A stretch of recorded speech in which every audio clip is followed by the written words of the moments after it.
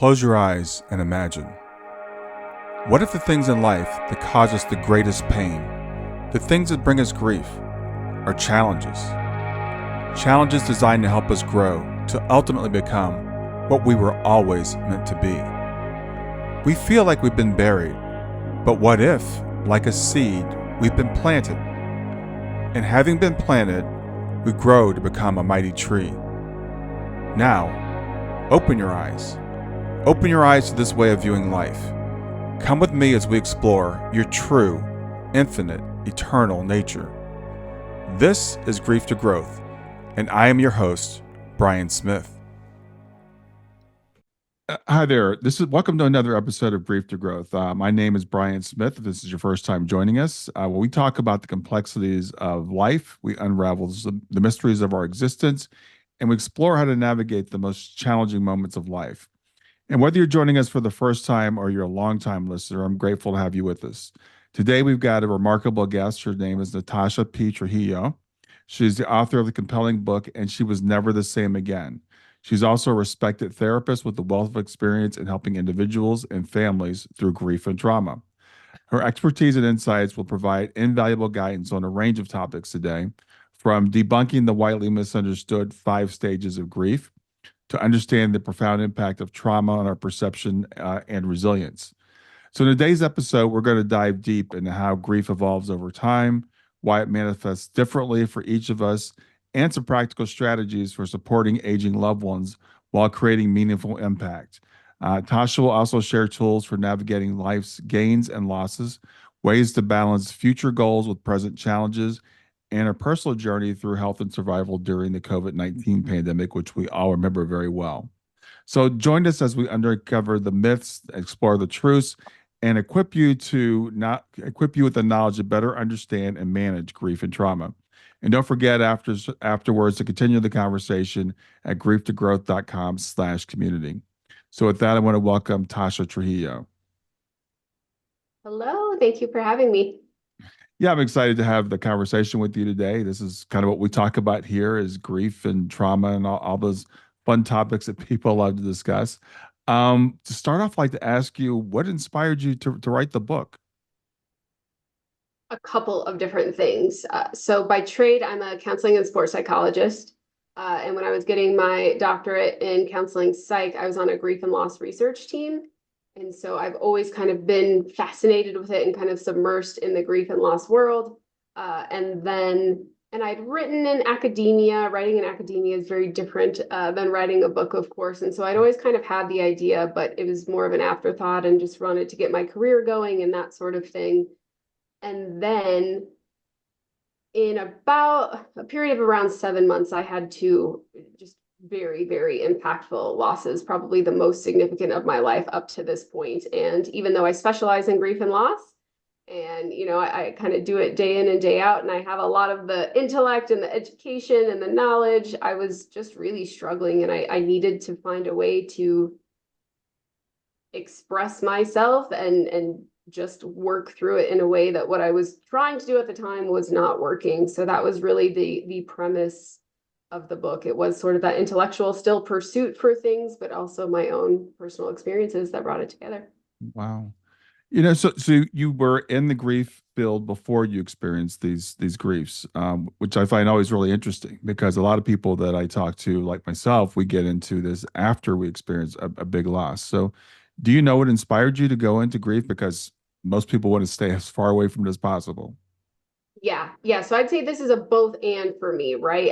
There was grief and loss that kind of started my life and my existence.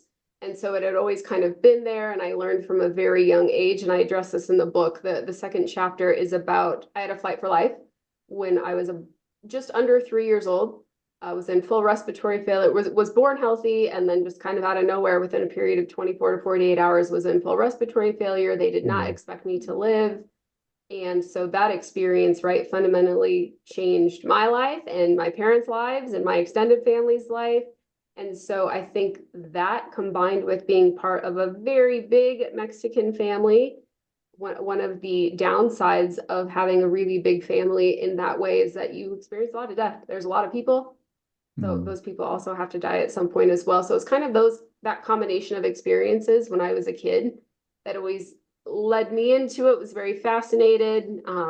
And then of course, these two bigger significant events that really prompted the book, I think it all just kind of came together, and it was the right moment to bring the book to life.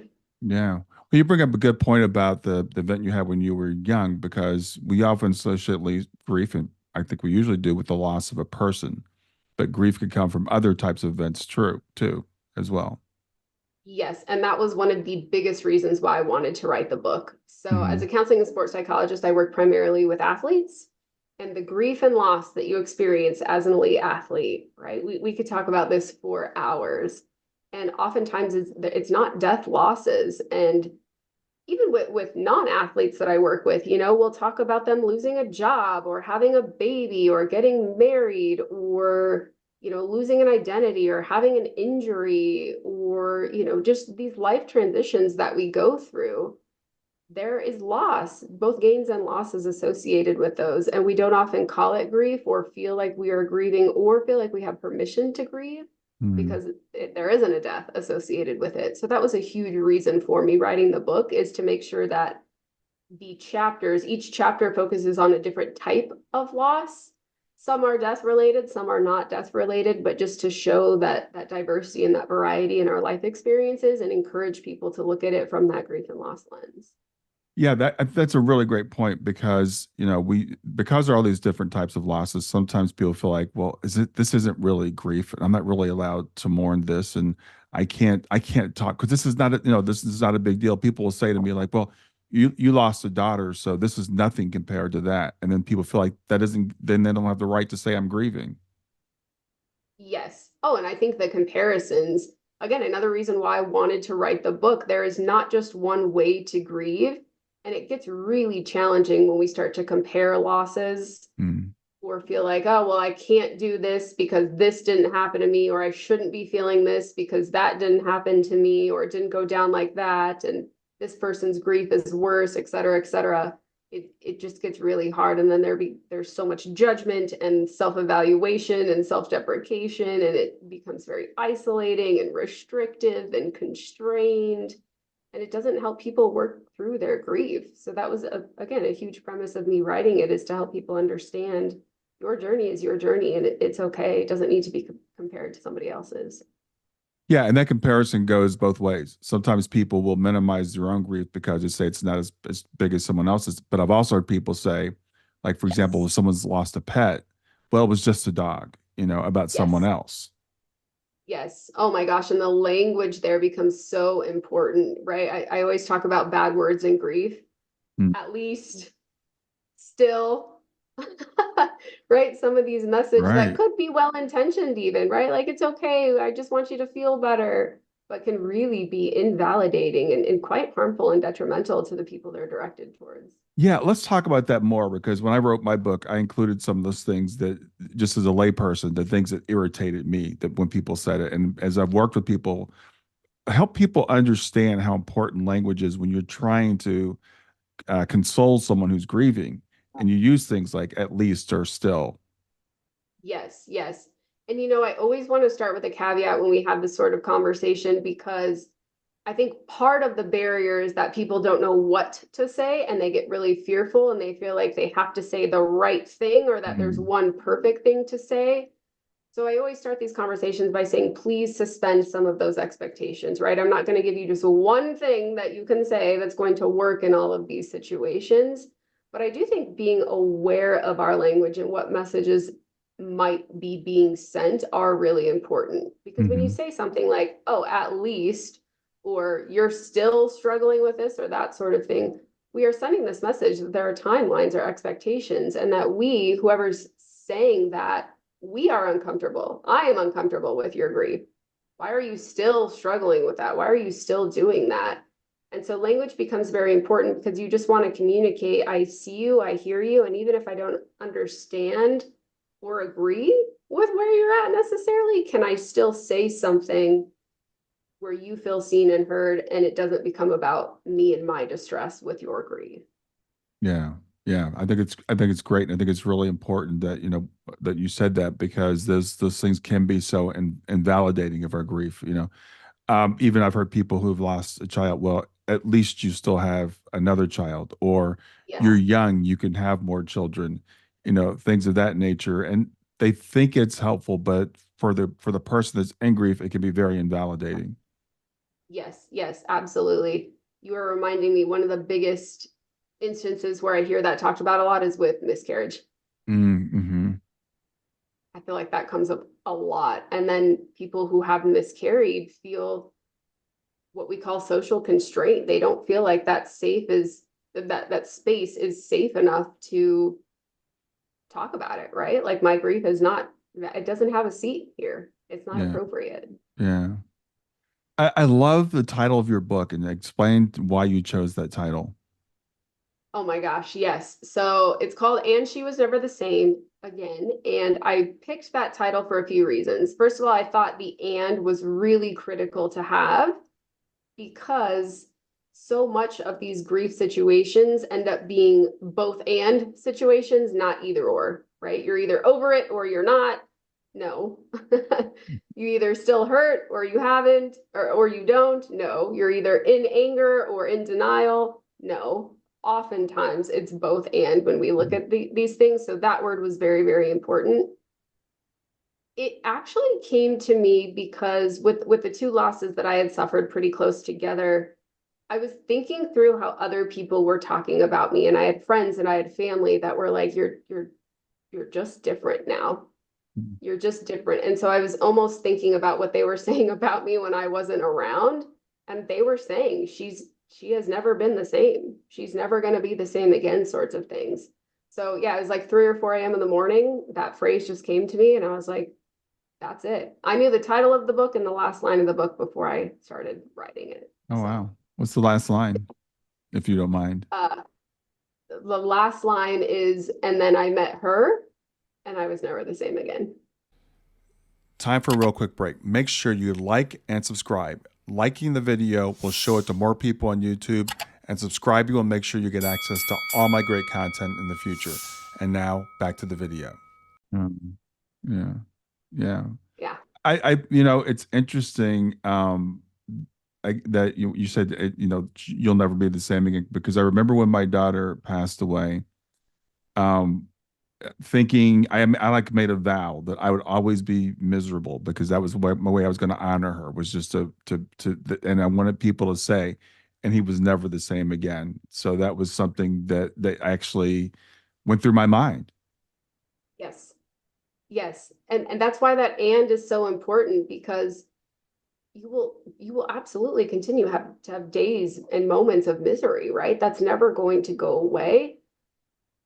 And you can also have moments of joy Hmm. and pleasure and satisfaction. It really is a both and I think that really speaks to the duality of life and of our life experiences, which again was a huge reason for me wanting to write the book. I really wanted to highlight the gains and losses of life events, both desirable ones and undesirable ones, and help people see the complexity with this a little bit more, because I think the more we get into the nuances and understand how complex these things are, I think we can be a little bit more compassionate with ourselves and with other people, and a bit more understanding, and hopefully react and respond in ways that are more useful to people grieving. Yeah. Well, and it's interesting you said the gains and losses, because we think of grief and we think of losses. So what would be some of the gains we might see? Yes. And again, this is so interesting because with the book, people are like, oh God, your book must be so sad. You wrote a book about grief and loss. And I'm like, well, yeah, it definitely has some sad moments, but you see some really beautiful, powerful stuff in there too.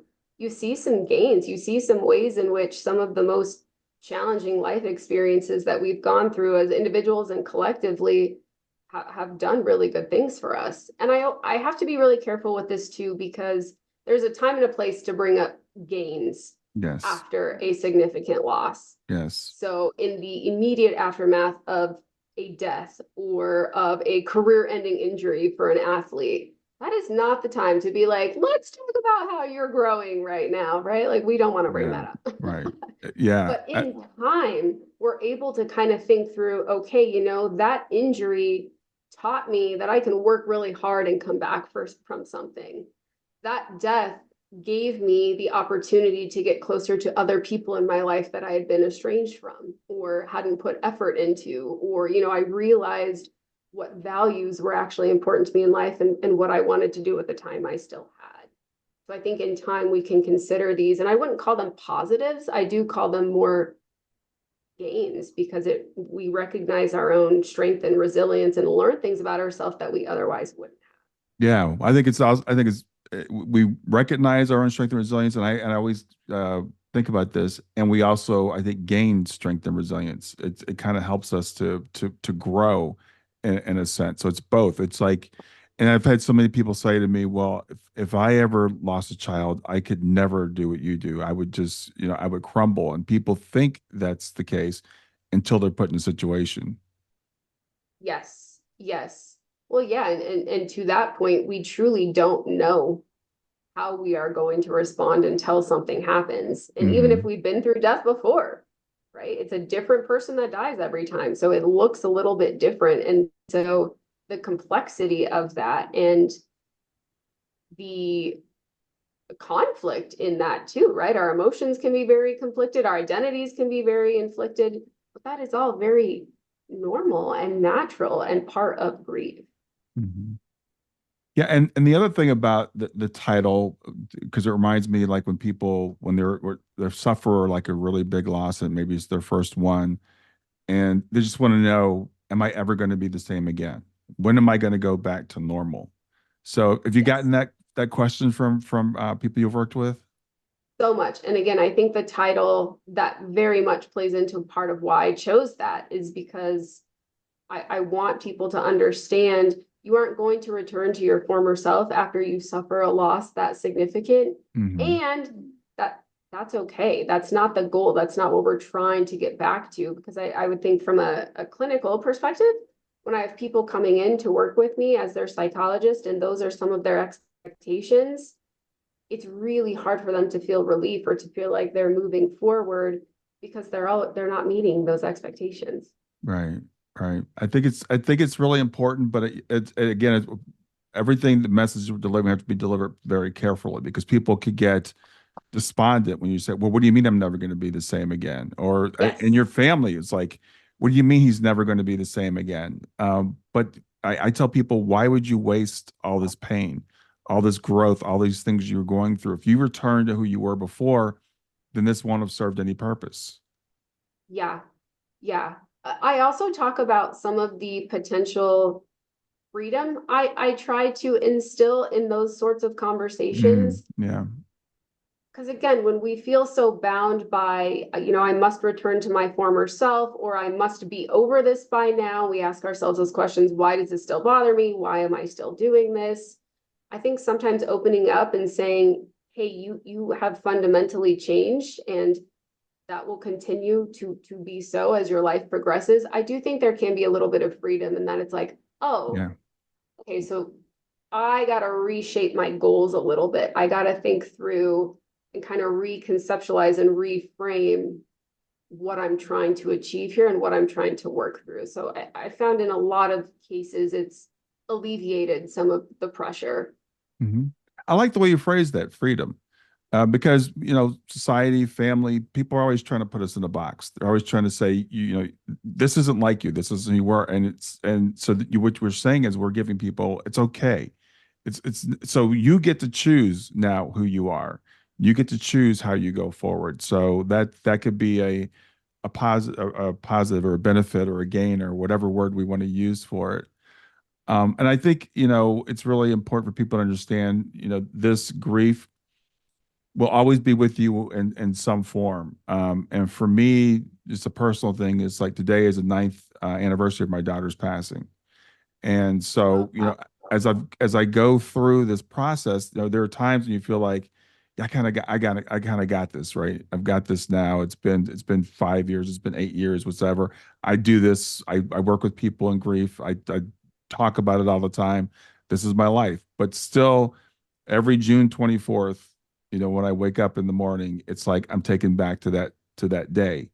And it's a little it's different every year, but it's also still the pain is still there.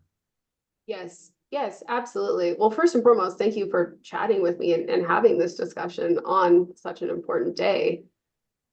And yes, to your point, that I think sometimes people will, if they feel like they've taken a couple of steps backward, they're like, oh, I was doing so well, and now all of a sudden I feel like it's the first day all over again, and Hmm. I can't seem to get it together, right? Like that is life. There are going to be things that pop up that impact us and kind of take us back to this place, and that is normal. And yes, it's exhausting, and Yeah. it's draining, and it's really, really hard, but that is part of the process. And I think that education is really important to give people too, because again, it can create a sense of freedom where it's like, okay, I get it. I can get it. Today's a hard day. Anniversaries are hard days. It's okay that I'm experiencing this a little bit different, or it's hitting me a little bit harder than it did last year or last week.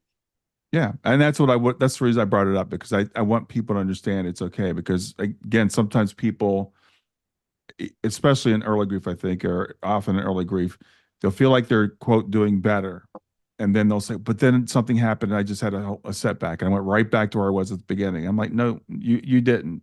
I know it feels that way, but you're not in the exact same place. But you are going to have those days. You're going to have those times. You're going to have those moments, and they're okay. When Shayna first passed, there was an album that I listened to like every day for like I walk every morning, and it's a really really sad album. It's just really sad, but that was the way I was feeling, and I hardly listen to that album anymore. But I did. I listened to it this morning, and I was, my friends were sending me messages and stuff, and trying to give me encouragement.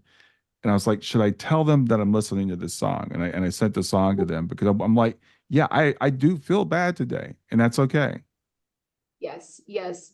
You're also speaking to the power of the arts, I think, too, and how important art is for grief, whether it's, written word or music or some sort of drawing, art, that sort of thing.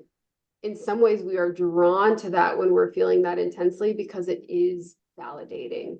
Hmm. It is validating, and in some ways it's a bit of it's a relationship with an inanimate object, so it can't quite hurt you or put you in your place in the same way, but it can allow us to feel like we are connected. We Yeah. are So connected and let's talk about understood. that, because it's an observation that I made.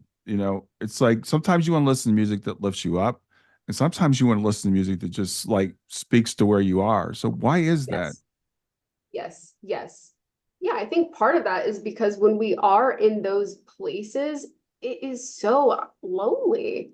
It is so lonely and so isolating. And so when we can hear something that allows us to sit and be with that feeling and isn't trying to at least or still, Yeah. right? Yeah. That isn't trying to take that away and can just let us go there and be with that. It is a sense of connection and grounding. And I think it's a great way to let us process and be with our grief, which is the only way we can go through grief, is to be with it and go through it. We can't get around it. We can't avoid it.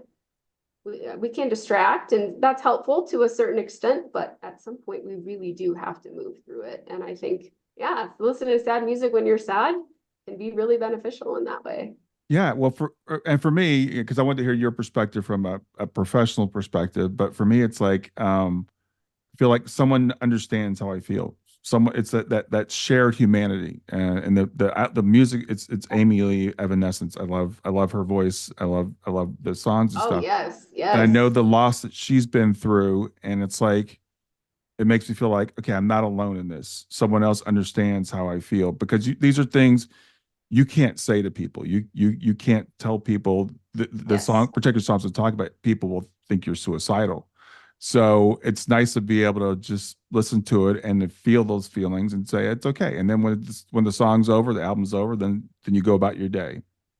Yes, yes. Yeah, that's what I was getting at with that, like inanimate, there's less risk in some ways. And again, you don't have someone telling you you're doing it wrong, or just trying to, and again, most people are very well intentioned and want to pick you up, and they care about you and they see you're in pain and they want you to feel better. But that's also, I think, a huge part of grief is that there's often not things that we can do to help someone out of it. Yeah. oftentimes the best intervention is being. There's a difference between doing and being, and how we show up and how we listen and how we be alongside them can be way more impactful than quote unquote doing something that you Yeah. think is going to take their grief away. Yeah, that's really interesting because we do, as human beings, we want to help. We want other people, we want to see them feel better. Sometimes it's for our own benefit because it makes us feel uncomfortable when someone's sad.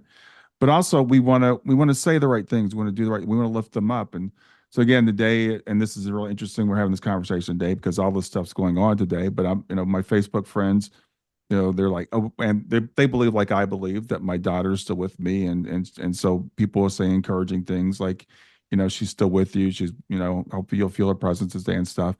But another one of my friends is like, she was talking about like she shared a song with someone and they said, sounds like you're still in grief. And she's like, yeah, I am still in grief. I'm always going to Yes. be in grief. Yeah, you're right. Yes. Yes. And I think people know that on some level, right? But it can just be met with such discomfort in the moment where it's like, ooh, I see that you're upset and I just want to make you feel better. So that's why I say it's often well-intentioned. Hmm. And I think this has been one of the biggest lessons I've learned as a psychologist. When I first got into this field, I was very, and I'm a former athlete myself, so I'm a go-getter, right? I'm very oriented. I'm like, what are the skills that I need to teach Right. people, and how do we problem solve? And I want all this stuff to be in the agenda for each and every session.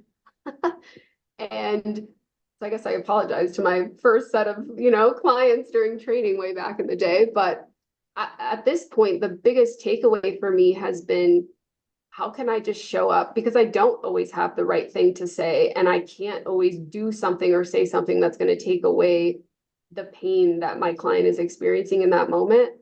But I can be with them. I can say, I see you, I am with you. This does suck, and you're not by yourself. Yeah. So I'm just going to let you have your feeling. Yeah. I think that's great. I think that's so awesome. I was listening to a meditation this morning.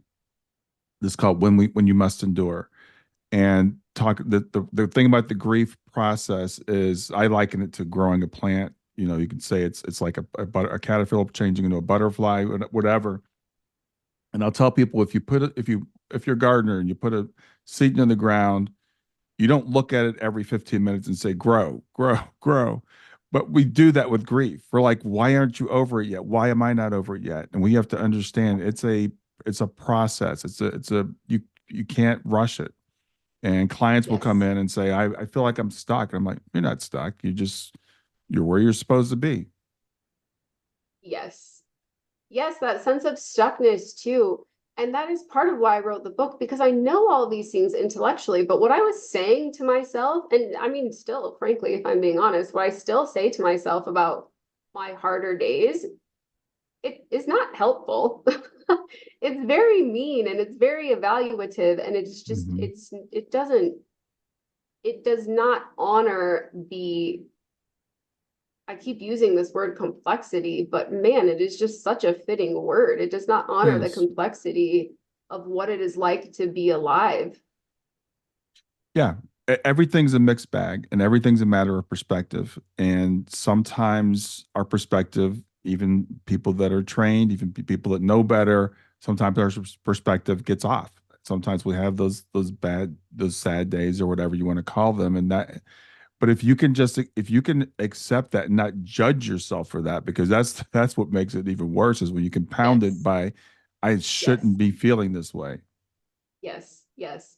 Yeah, and I think in my experience too, as a helping professional and as someone who's always been pretty good at solving problems and, come across pretty even keeled, and, I've kind of got some of this mostly figured out, some days are better than others. I think that was really challenging for me too, because when I did choose to emote or up and open up to people or speak with them a little bit about what was going on for me, it was kind of met with like, well, you're the professional, so if you can't help yourself, like, I don't really know what to tell you, sort of thing. And so Right. again, it was just like, yeah, I feel stuck, right? Or I feel like I'm not, and then Hmm. it just makes you kind of question everything. So you got to Yeah. meet yourself with some compassion. It was like you said, to use your word complexity. This is This is a process. We are human beings. We're not robots. We can't just use our brains to work our way out of it. Feelings are feelings. We're going to have emotions, and that's okay. That's part of being human. And we can get into in my community spiritual bypassing, where we say, okay, well, everything's okay. We know that they're we're going to see them again. That's not a good place to do. Or we can be that very rational, logical thing that just says, well, this is not doing you any good. Just get over it, accept it, and move on. Which is the early way that they would deal with grief. They're like, they're gone, accept they're gone. Just let them go and go on with your life. Yes, yes, yeah. And that just does not fit the human experience. And so we have to do a better job of talking about grief and educating about grief and showing some of the nuances so that people can still feel connected and supported, but also know that their process is going to look different than anybody else's. And that's fine. Let's talk about the five stages of grief, which I guess I hope everybody knows by now is a myth. But why is that so persistent and so pervasive? Yeah. Yeah, because I think once it makes its way into more mainstream sort of media, what you hear is what sticks. And it's easier for our brains to make that automatic and to not challenge it and unlearn and relearn other things. Hmm. It just sticks. So yes, and I think most people, even Dr. Kubler-Ross, who had created that framework initially, before she died, she definitely spoke about, hey, this is who I was actually studying. This is not the end all be all. This is not the only component. But yeah, I think that message really stuck. And I think it is easier for people to wrap their head around than it is for what you and I are talking about, right? If you hear, okay, there's 5 stages and you get over it and you move on at some point, yeah, I'd rather to subscribe to that than you and I saying, hey, this sticks with you forever and you're always going to have hard days and you got to accept both the gains and the losses in life.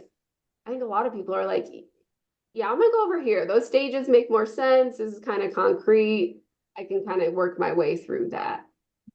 Yeah, it's interesting to me because I'm pretty old. So it was a long, long time ago in college. I was taking psych class, and we were taught the five stages of death and dying.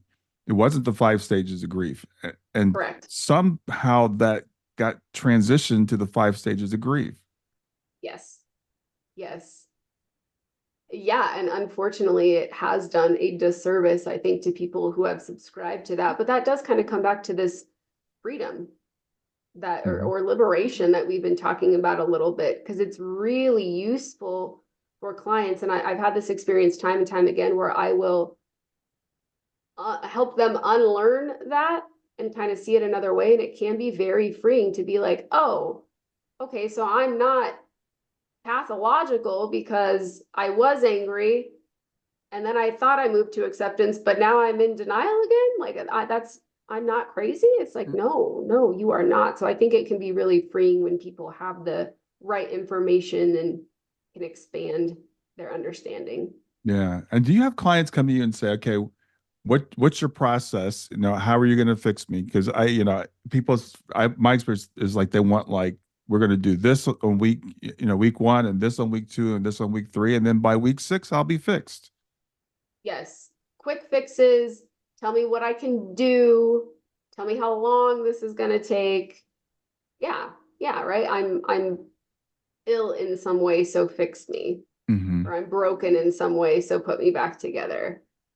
I also see this too a lot with anxiety, especially working with athletes and performers.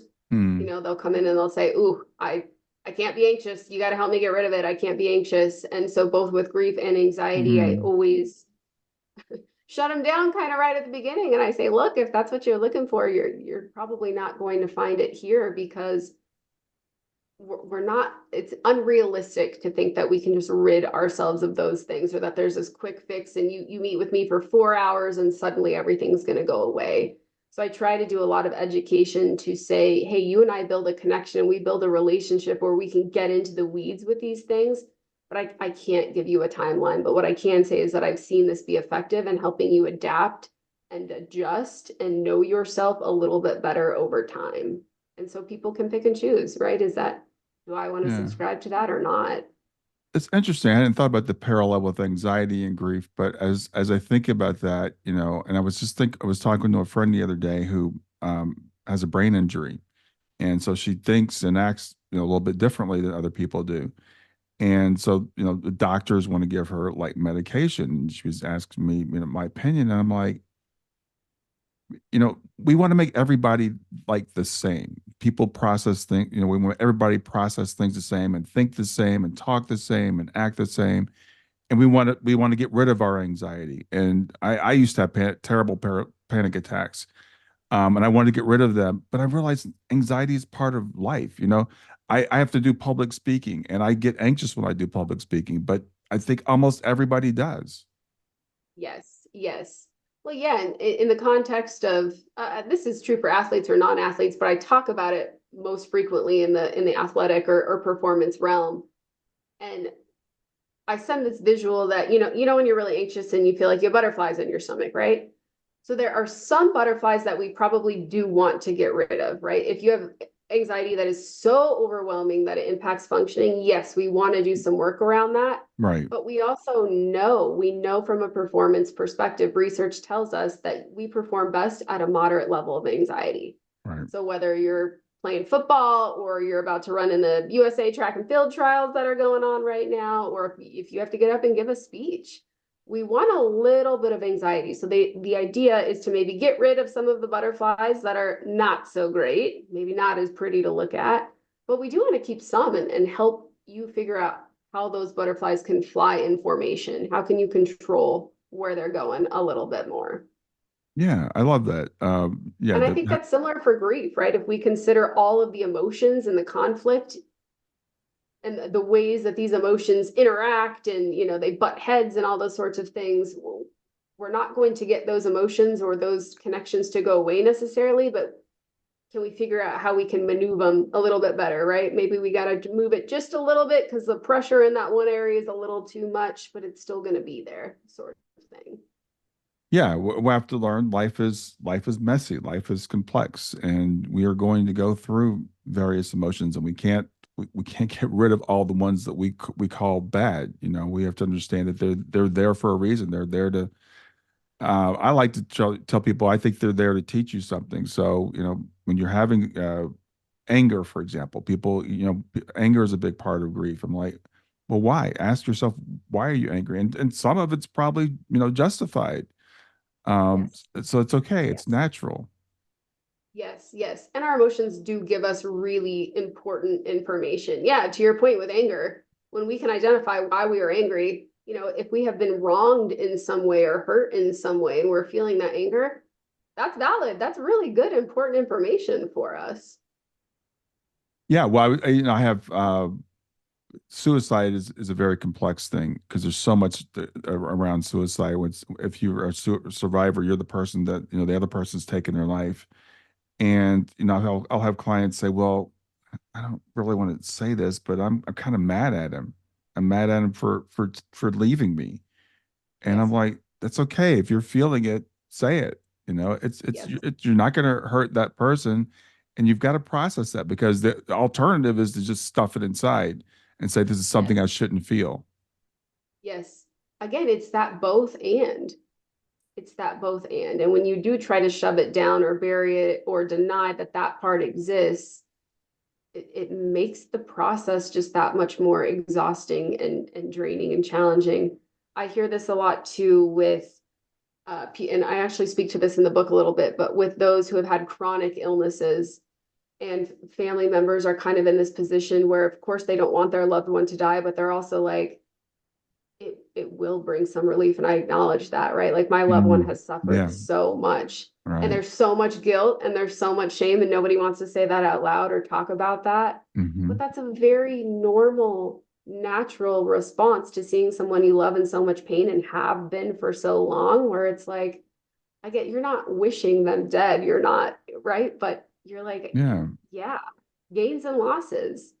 Yeah, another one because it's such a prevalent thing right now is, people who are, like I say kids because again I'm old, but people who are struggling with drugs, and they're addicted, and their loved ones are watching them, taking that chance time after time, and then they overdose, and there's sometimes a sense of relief, and it's like, and then people feel guilty but it's like, well, I don't have to worry about them anymore, and Yes. that is a benefit. I mean, it is.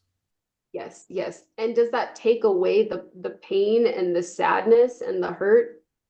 No. Right. It just shows that both exist. Yeah, it's again, it's going back to what you said. It's not either or. It's not like I either am sad that they're gone, or I'm relieved that I don't have to worry about them anymore. But it can actually be both things at the same time. Yeah, yeah. Which again is really hard for us as humans to wrap our head around because we like to categorize. We like to make things easier in our brain so that it can just be automatic and we don't have to think that much about it. Hmm. And you got to think a lot about grief. Yeah, yeah. You got Well, to be with grief a lot. I wanted to talk to you because again, we talked about other types of losses, and I noticed you talked about aging people, but also like it's really interesting. I have a friend who just retired recently, and I'm at the age where my friends are, a lot of my friends are retiring, and I'm like in that process of evaluating, what I'm going to do. And I was talking to my wife there. I was like, we're here. We never thought we'd be here, but we're here at this point. But my friend, it was really interesting because he got a pension. He got a great buyout package, from the bank that he worked for. But he was like feeling lost, feeling Yes. worthless, feeling like he had been rejected. Um, have you experienced that? Oh my goodness. Yes. Yes, this is why I think it's so important to talk about grief not just being associated with death, right? With things like retirement. And this is also, we have to think about someone's belief system and the cultural system and that sort of thing. What identities matter? Right. A certain culture and a certain community that this individual is a part of, because all of that, if you have been used to, and my goodness, I talk about this in athletics all the time. If your self-worth is tied to your production or your accomplishments or what you do, and then you retire, yeah, who are you? What are you doing? What is your purpose? Is there satisfaction? Is there meaning? There can be a lot of grief around that. I think it's also there's more space, there's less structure. And so you're also in a place where you're having more time to think about these things and figure out what you want to do with your time. And it can bring up a lot. And you don't have that same sort of production to strive for, to do every day. And it can be very, very displacing. Yeah, well, I think that surprises a lot of people when they get to that point, even their own feelings about who they are, and then in fact, you have said to me, it's like, well, I don't know who I am anymore because this is what I've done for 40 years. And people, I had to go to this place and do this thing, and now it's like, what do I do with my day? Yes, yes. It's interesting too that you point out rejection because I also think that is a really misunderstood or not talked about level of that sort of thing as well with the aging process, right? When we are no longer desirable in the same way for whatever reason. Hmm. Yes, that rejection can be very displacing. And so when you're throwing all of the identity stuff and then you've got some social rejection or this perception that you are unworthy both for yourself because you're not producing and other people don't see as much value in you, that's a lot of grief. That's a lot to Yeah. sort through. So, what would be some effective strategies for supporting loved ones as they're aging? I think part of it is naming that, right? Naming that process and talking about it without trying to take it away.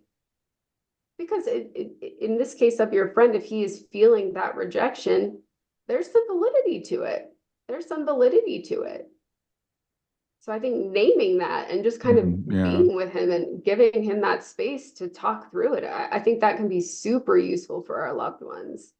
And I think we have to be careful too, because, there's this jump. I'm even thinking through conversations with my grandma when she was kind of losing some of her functioning and that sort of thing. And she would say, I feel very burdensome. I feel very useless. And my go to was like, no, you're not burdensome. You're not right. It was just to argue a little bit, well intentioned, Right. but I wish I would have had the understanding to say, like, help me understand that a little bit more, and just to say that is hard, that sucks, and of course look for opportunities to say I still see a lot of value in you, Hmm. and our relationship and our connection still matters a great deal to me. But I do wish I would have had the opportunity and allowed myself just to say, tell me more, just Yeah. let me in. Well, I think, and a big part of it is, and we're not going to be able to change our society, but I think we can maybe recognize how society doesn't value the elderly. And other societies do, and past societies have, where elders were considered wisdom. They were valued. They were sought after. People went to them to ask for their advice. And this society where it's all about what you produce in terms of material things, people sometimes feel like they're not worthy anymore. And Yeah. so what I try to, like with my friend, I was like, you've earned this. Right? You have worked your whole life to get to this point. You've earned this. This is not a punishment. I would think about it as an opportunity. And it's really interesting because he turned around really quickly. I mean, in a few months. And I was talking to him a little bit later, and he's like, "Yeah, I'm starting to enjoy it." But Yeah. again, it's that shifting the perspective of from being rejected to now I have an opportunity. Yes. Yes. Yeah, gains and losses, right? Yes, that rejection hurts and is painful, but what is it opening up for you? And again, day one, day two, probably wouldn't bring that up, but yeah, in time that becomes a lot Right. more easy to talk about. The phrase that I use in these circumstances, basketball was my sport, so I use a lot of basketball references. Hmm. But right, when you come to that point where that something like that has happened, you can do a couple things. You can pivot, you can persist, or you can totally bow out, right? And for most people, that one is like, no, I don't want to give up. I want to be a fighter, that sort of thing. And so it's like, okay, if Hmm. you pivot, what does that look like? Because you're changing perspectives, you're giving yourself a different vantage point there. And if you're persisting, are you persisting in the way that you're still pursuing, right? You're still trying to get through that one barrier, or are you pivoting and persisting in another direction? So I always make sure persist doesn't mean just keep trying the exact same thing over and over again, but what does that persistence look like when you are able to pivot and see things from a different angle, see different openings? Yeah, that's great. I love that. So how has perspective or the perception of grief changed over time, if it has? And what would you like for people to know about grief? Awesome question. The first thing that comes to mind is a visual for me. And I often talk about how grief never goes away, as you and I have talked about, but it does change shape over time. It takes up different space around you. Mm. And of course, that can look different day to day, but I think that is a really important idea to think through, and as you said, there are certain anniversaries. I know for me in my life, there are certain full months that are just a lot harder. Mm. And I kind of recognize that, and I know, and now I kind of plan for it, and I get that that space is going to feel different. And it's exhausting to kind of prepare for that and know that that is coming. And I can't say that I love it or agree with it or even like it all that much a lot of the time, but I do think that is helpful, recognizing some of the cyclical or kind of temporary nature of some of the feelings. It is always there, but the intensity, I think, can be a little bit different. And that's a Hmm. message that's really important to send to people. Yeah, I like that a lot, what you just said. I was thinking about it as you were talking, and the anniversaries, they feel the same, but they're also different. It's not as intense as it used to be. And it's really interesting because as we come up to the day, all my friends, they know it's coming, and then they're really well intentioned. They'll start sending me messages a week before, and I'm like, okay, so now not is it just the day? It's like a whole week that people are saying I'm going to be thinking about you and stuff. But also understanding the temporary nature of it, because I'm like, I know it's going to be intense on that day, and then the next day it'll be less intense. It'll be totally different tomorrow than it is today. And I used to I used to suffer with seasonal affective disorder. And I live in Ohio, and the weather here is horrible in the winter. It's gray, and I struggled with it for years. And then finally, I got a light. I got a sad light, and I put it on my desk, and I was like, "This is helping." And then one day, I was like, "You know what? I'm just going to deal with it. It's natural. It's a normal cycle of nature. I know it's going to be for a couple of months. Nature shuts down in the winter. The animals hibernate. The trees drop their leaves. Why do I feel like I should feel the same all the time?" So I stopped using the light. And now, like in the winter, I hate the winter. It still sucks, but I'm like, but it's short and it's shorter every year because the older you get, the faster time goes by. So I'm like, I can deal with it. Yeah. Yes, yes. Well, and that is something too, this idea of I can deal with it. I can adapt. I can, right? I can figure it out. And I find that so fascinating about the human condition because I think about some of the things that people survive and live through. Mhm. And I'm like, wow, how did you do that? How do you do that day after day? And it's incredible to me. And so I think this idea of how can I be a little bit better? I almost bring in some sports like stuff in that Mhm. too, because it's like, what is this idea of not that I'm going to be a perfect griever by any means, but what is this idea of continued improvement and kind of striving for excellence and trying to make the life that I have left a bit more bearable, right? How do you deal with the unbearable and really appreciate, have gratitude for the bearable because that even that feels very different after you've gone through a significant loss. Yeah. Well, I think sports is a great analogy for lots of things. And as we go through these processes, we go through the pain of being human, the traumas, again, losses of people, but losses of all other types of things.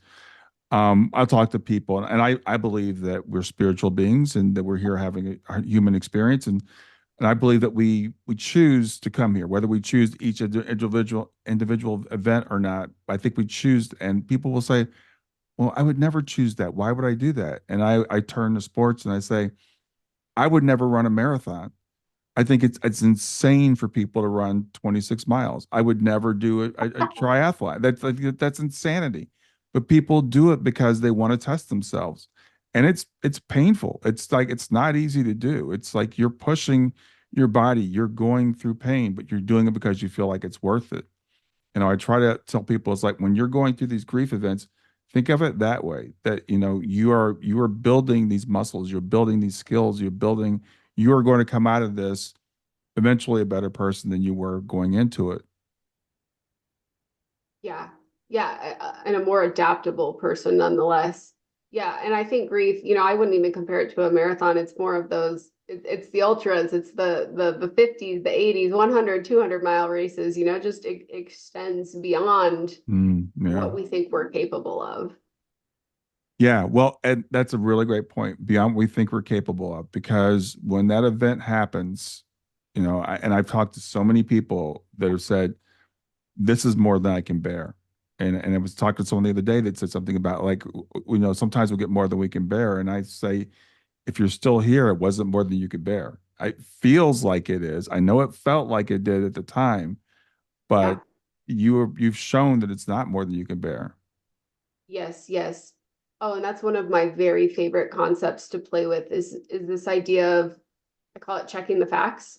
Um, Helping us recognize that sometimes we might feel something and our feeling is valid, but it doesn't necessarily fit the facts of the situation. Yeah. And I think that can be really helpful to kind of tear apart, what is the evidence, what does the evidence tell us? What do my thoughts tell me? What do my feelings tell me?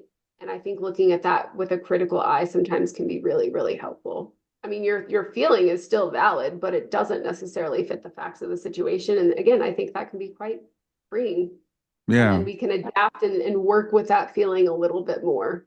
Yeah, well, yeah, because you said what you said there reminded me. I interviewed a guy who wrote a book, and he was feeling guilt after his mother passed away, and the guilt he was feeling was he didn't spend enough time with her.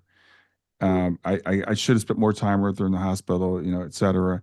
But he sat down and he kind of checked the facts, and he's like, I spent every moment I could with her. I couldn't have spent any more, time with her. But so he's like, so the facts are the same. I spent X number of hours with her. Now I can choose how I feel about it. I can tell myself this story, the story that I'm not a good son, that I wasn't there as much as I should have been, or I could tell myself the other story that I spent as much time with her as I could. Now, again, it's objective how many hours you spent with her, but it's subjective whether it was enough or not. And that's the choice that we get to make. Yes, yes. Even that though, I could turn into a both and because it sounds like he spent as much time as he could and still didn't feel like it was enough. And with our most significant relationships, isn't that the case, right? We never feel like we can spend or like we can get enough time with as much as we pour into it. It's like, oh, there's always more and I'd like more. And like this person or this thing is just so important to me. So even that is a both and. Yes, yeah, it absolutely is. And so, again, these things that are subjective, the things that are feelings, we can. I believe, I know, we can make choices. We can make choices how we look at it, and it may not seem that way at first, but when you talked about like checking the facts, I think that's so important. It's like, let me sit down and really think about this, and I'll talk to clients who feel guilty because they did do something or they didn't do something, and I will play out like both scenarios with them and say, if you had made the other decision and something happened, would you still feel the same way? So what it's people, and maybe you can explain to me why. It's like sometimes it's almost like we want to make ourselves feel bad. We will blame ourselves. We're harder on ourselves than we're on anybody else. We'll Yes. say I was a terrible parent because I let him walk to the park by himself, or I was a terrible parent because whatever. We fill in the blank. Yes. Yes. The way I'm sure this is not the only way to think about this, but where my mind goes in those situations is that when we convince ourselves that we have control over something that we don't, Mm, that feels better than sitting with the uncertainty and the lack of control that we have in certain situations, right? So it's like if I can tell myself that if I just would have done this one thing different, then the outcome would have been what I wanted, instead of saying, here's the process, I did everything I could and this outcome still happened. yeah. That is just so much harder to sit with. And there's so many more feelings than giving us the sense of control and blame Yeah, that I is a actually bit more cut and dry. I kind of came to that conclusion. So I think you validated the conclusion I've come to because I think it's a matter of control. We want to live in this illusion that we can control the world. So if we take ourselves retroactively and say I had control over that situation, that means you have control over the future. So you don't have to give up this illusion of control. And to say that I didn't have any control also means I don't have control over the future. And that fear is greater than, well, I have to deal with the guilt now because it's my fault. And I've had people say Yeah. to me, they'll say to me literally, well, obviously it's my fault because this happens. So clearly Yeah. I made the wrong decision. I'm like, that's not true. Yeah. Yeah. It's an avoidance strategy, really. Yeah. So hopefully we can help people to kind of pick these things apart, and to understand the reasons why we do the things that we do to basically self-sabotage and help them, move through those things a little bit more easily. And I know you have some tools in your book that can help people, but they're not like, do these three things and you'll be okay in 6 weeks. So what types Yes. of things do you offer?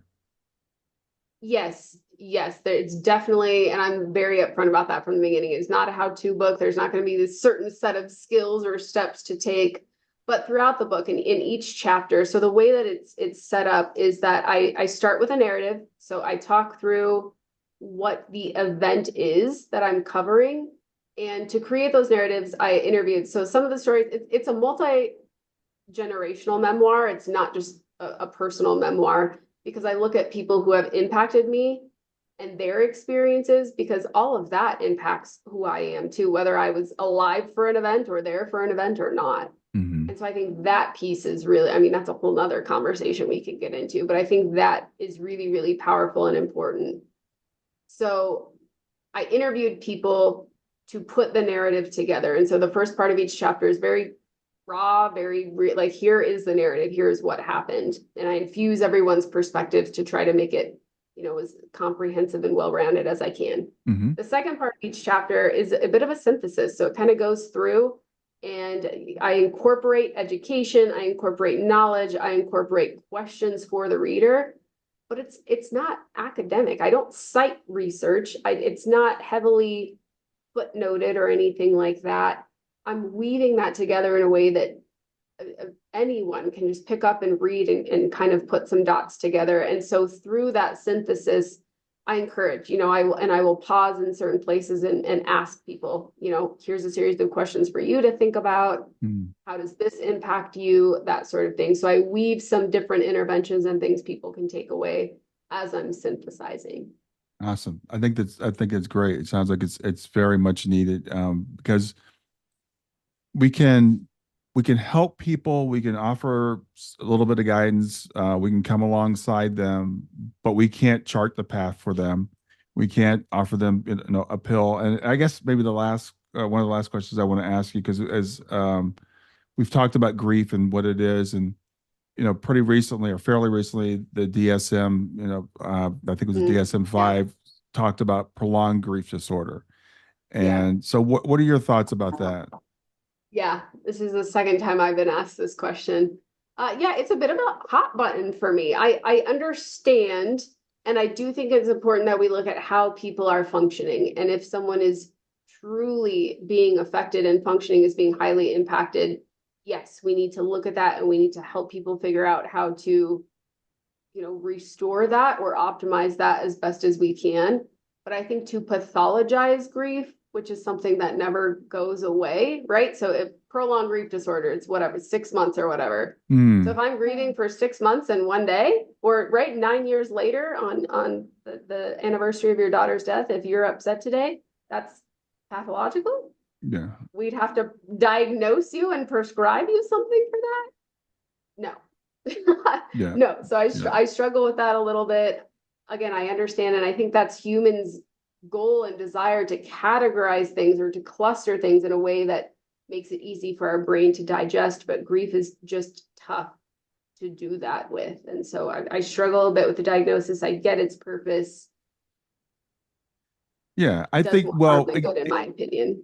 yeah, again, back to that thing that things are complex. I think that I understand the purpose, and I understand if someone's like can't get out of bed and can't get to work, and Right. stuff like that, okay, then fine, that we need to maybe intervene.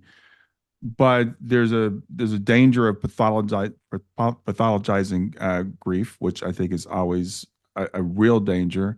And the thing that when I heard about it that upset me the most was they're like, well, if we treat grief like an addiction, like just a drug addiction, then maybe we can find a pill that would cure it.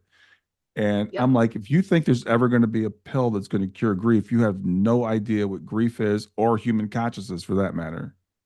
Yes. Yes. Yeah. Which is a whole, and I make this point in the book. The goal is to help people understand that we cannot pathologize it, nor can we over medicate it. Right. And that's always something. I cannot tell you how many people have found their way into my office or their work with me and said, oh, well, I was prescribed A, B, C, and D because I was having a hard time sleeping, or I was having cognitive fog, or it's like, yeah, that's all grief. Yeah. I don't know that we need to throw medication at that. And again, I want to be very respectful of the impact on functioning and looking at some of those things. But I just think it does more harm than good. And we're also sending this message. You have 6 months to deal with all of that. If you're still feeling this way after that, then there is something wrong with you. And there isn't. Yeah, yeah. Well, I've really enjoyed our conversation. Thanks for being here today. Remind people of where they can find you, and remind people about the name of your book. Yeah, great question. So I'm in Denver, Colorado. That's where I live. And I am licensed in like 40 states as a Oh, psychologist. wow. So yeah, I can work with people. And I even have on my website, npttherapy.com. You can check a little map to see if I would be able to work with you in your state. As far as the book goes, and she was never the same again.com is the website for that. You can get it on Amazon now. The audiobook just dropped last week, in fact. So it's ebook, paperback, and audio so far. And then socials, of course, I have Instagram, LinkedIn, and Facebook. My Insta's at NPT Therapy. All right. Natasha, thanks so much for being here today. Yeah, thank you so much for having me. Appreciate it. All right. Enjoy your afternoon.